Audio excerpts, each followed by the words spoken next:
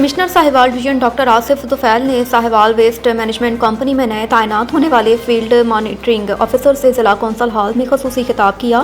اس موقع پر کمپنی کے chief executive officer Iftikhar علی، general manager operations محمد آفتاب، senior officer monitoring Rizwan Ahmed mark بھی موجود تھے۔ کمشنر ڈاکٹر آصف طفیل نے فیلڈ آفیسرز کو ہدایت کی کہ وہ صفائی کے نظام کو بہتر اور مؤثر بنانے کے لیے اپنی ذمہ داریاں محنت، دیانت اور پیشہ ورانہ مہارت کے ساتھ انجام دیں۔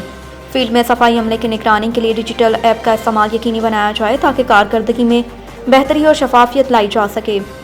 ڈاکٹر آصف طفیل نے واضح کیا کہ شہری دیہی اور قصباتی علاقوں میں صفائی کے عمل میں کسی قسم کی غفلت برداشت نہیں کی جائے۔ فیلڈ آفیسرز کو ہدایت کی کہ وہ فیلڈ میں متحرک رہیں، صفائی ٹیموں کے روزانہ مانیٹرنگ کریں، عوامی شکایات کے فوری ازالے کو یقینی بنائیں تاکہ شہریوں کو ایک صاف ستھرا اور صحت مند ماحول فراہم کیا جا سکے۔ آخر میں کمشنر ڈاکٹر آصف طفیل نے کہا کہ صفائی کے نظام کو مزید جدید اور مؤثر بنانے کے لیے حکومت پنجاب کے clean and green Punjab initiative کے تحت اقدامات تیزی سے جاری ہیں۔